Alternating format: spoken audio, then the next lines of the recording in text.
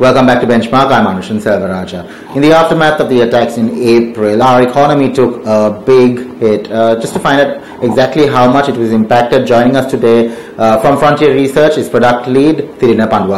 Welcome to the show, Thilina. Now, just to start off with, how is the economy faring right now?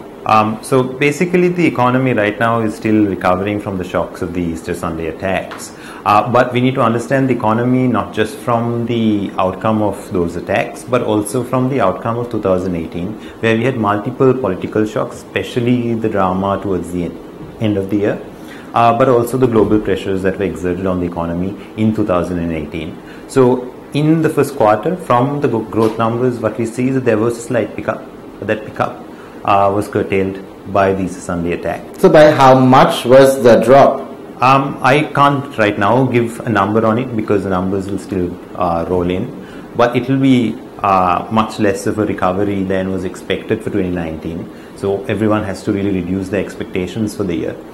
But in terms of the numbers, where I can give some idea is with regards to the balance of payments, for example, the fiscal impacts, and how that might affect growth. What has been the impact on our balance of payments then? In terms of the balance of payments, the main impact, of course, and much discussed, is the tourism sector. And while everyone's saying it be about 1.5 billion reduction from last year, we also need to understand that that was an expected growth in the sector. So the actual reduction for the balance of payments could be around 2 billion reduction in terms of inflows from tourism. This inflow is to an extent offset by a contraction in imports, not just from the attacks, but because of the low business confidence, consumer confidence, credit growth being lower from last year. So from the first quarter itself, there's a contraction. The contraction could continue in this quarter and the next quarters as well, because the economic growth is low. But something that needs to be reminded is that FDI flows improvement in 2018 was a positive for the balance of payments, and that FDI flow improvement might not continue this year. So there could be reduction in FDI flows. That is because there could be also a reduction in reinvestment of profits by BOI registered companies, a reduction of the loans they take up, which will also reduce the overall FDI number. So that is negative for the balance of payments. So the balance of payments deficit could still expand in 2019.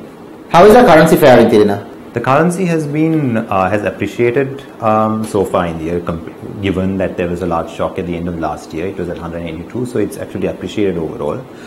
There was some pressure in the aftermath of the attack, but since then it's been stable, helped by, of course, the fact that imports have contracted. So that has really been helping the currency, and the central bank also seems to be willing to support the currency when required. That seems to be also a factor that helps the currency currently be stable. So despite the fact that we had a shock event, the currency is actually appreciated so far in the year, and it's been stable. Consumption is still very low, Thilina. Are we stuck in a rut, do you think?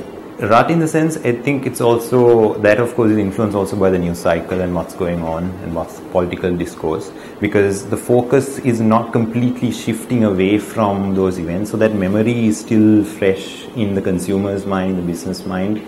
So therefore the consumption patterns are going to be in those constrained levels. But hopefully going forward with focus shifting towards the presidential elections, all those elections coming up next year, that might be something that catalyzes a pickup in consumption, at least a focus from that negative memory to something else. What problems do you foresee for the economy going forward? Going forward, one aspect of course is that the fiscal deficit could expand this year. Even if the government does not go on to increase expenditure, the revenue shortfall seems kind of an obvious impact, because consumption is down, imports are down, so import taxes are reducing, consumption-based taxes revenue is reducing. So the fiscal deficit might expand, especially from the revenue side of things. So that is a risk, and that puts pressure on the financial sector, because the government will have to increase its borrowings or has to go abroad and borrow from international capital markets. Thank you very much for joining us, Thilina. Thank you, Ansha. That was product lead from Frontier Research, Thilina. Thank you for watching Benchmark, and we hope to see you again next time.